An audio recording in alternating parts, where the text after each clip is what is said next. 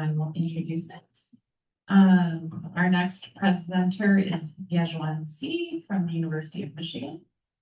And the title of her presentation is a Bayesian approach to combining multiple data sources for community level estimates.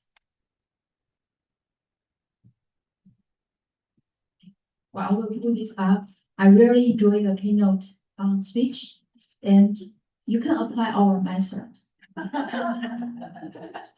I have many questions, then because of time concerns, I didn't have the chance to ask, but the approach I'm talking about today is designed to be biased your data set. So we can talk more.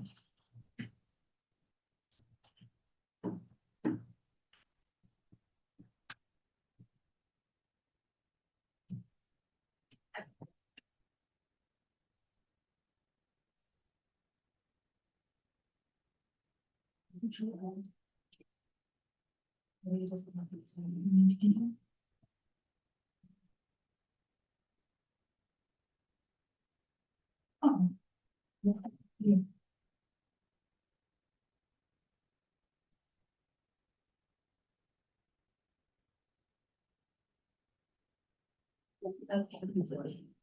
Okay, thank you. My name is Yajuan. I'm one of the Yajuan PIs at University of Michigan, and my whole project was on statistical methodology development to adjust the sample representation of the data sets used for COVID infection prevalence or surveillance. And today I'm going to talk about the approach. We have been working very hard to make it be publicly available to combine multiple data sources and generate subgroup or community level estimates for COVID surveillance. So we would like to build a practical surveillance system, and so that we can monitor the trends of COVID infection across geographic units, such as counties and demographic groups. So we were looking at age, sex, and race ethnicity. So we wanted the results based on the surveillance can give us valid finite population inference. So we want population representation. And we also want the estimates based on the subgroups are stabilized enough, because we are concerned about small sample sizes for those groups. And at the same time, we desire the data quality to be higher in terms of the relevance, timeliness, and accessibility, coherence, and granularity. So for now, the probability sample surveys are not available for COVID surveillance. And in the US, there's no universal or random testing at all. And for many ongoing surveys, here I use the health and retirement study, HRS, conducted by my colleagues at University of Michigan, and they have included COVID-19 supplements to the ongoing HRS data collection during the pandemic. And however, we are all aware of the dramatically decreasing response rates from all the surveys. Here I use the Census Bureau conducted household pulse survey as the example. Their response rate is literally a single digit, but they provide many timely estimates during the pandemic. And on the other side, people turn to non-probability sample surveys. So the non-probability sample surveys could be the traditional defined non-probability sample surveys, such as volunteer-based opt-in or convenience sample collection. But at the same time, and also from the talks before me, we can see that we have a large amount of administrative records and health records available. So we treat those as non-probability sample surveys as the general concepts, on the sense that we don't know how those people were involved or because of the inclusion criteria is not a probabilistic selection. So we think or we claim that there's no single data source that can achieve our goal to develop a COVID surveillance system. And we want to combine multiple data sources. And specifically, we want to generate small area estimation, so the community-based estimates, by combining multiple data sources. So not just an overall estimate, we want to look at the granular level results. So in the literature, the small area estimation has been a popular research area for survey statistics, and we often build models to stabilize estimates for subgroups with small sample sizes. So the idea is that you can borrow information from the overall group or from other groups that are similar or neighborhood groups to stabilize the subgroup with not enough sample size. So then we want to prioritize the integration for small area estimation. And then while we combine these data sources, we have to be aware of and also account for the data collection process and the quality of each data source. So that is the goal of our Yajuan project. So we have conducted practice calibrating the electronic house records using the American Community Survey.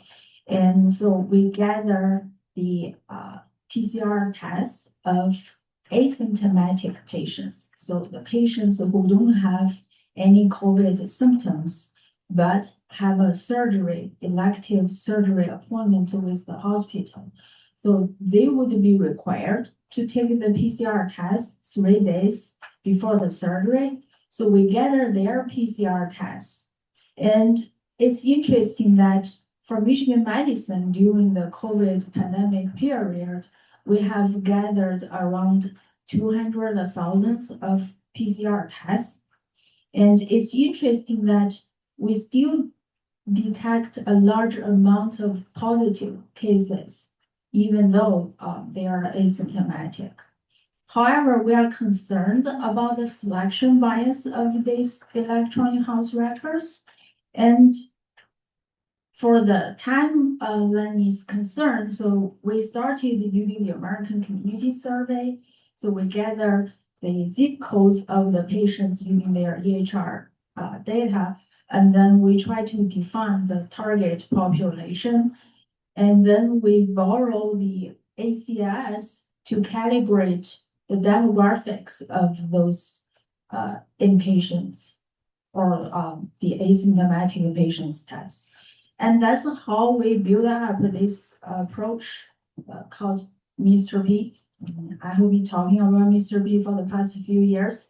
And basically, we build a multi-level model to predict the COVID infection prevalence. Then we post-stratify or calibrate using the American Community Survey.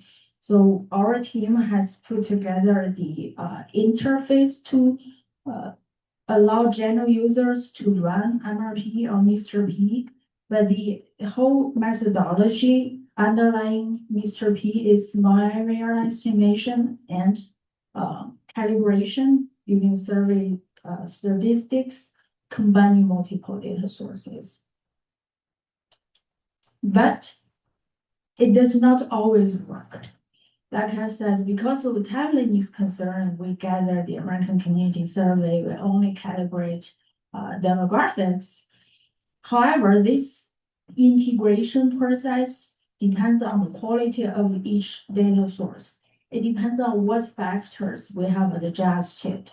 For our previous applications, because we were looking at the asymptomatic patients test, we assume that the demographic factors are the only driving factors in terms of the tendency for those individuals to take the PCR test.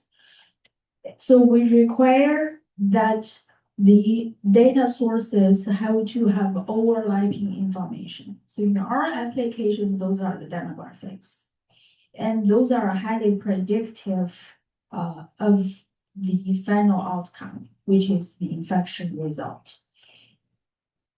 However, we have found that our demographic adjustment alone may not be enough. I mean, first of all, the reviewers question us a lot. And here I give the comparison of asymptomatic versus symptomatic patients test ratio. So because of our assumption, we were using the test based on asymptomatic patients.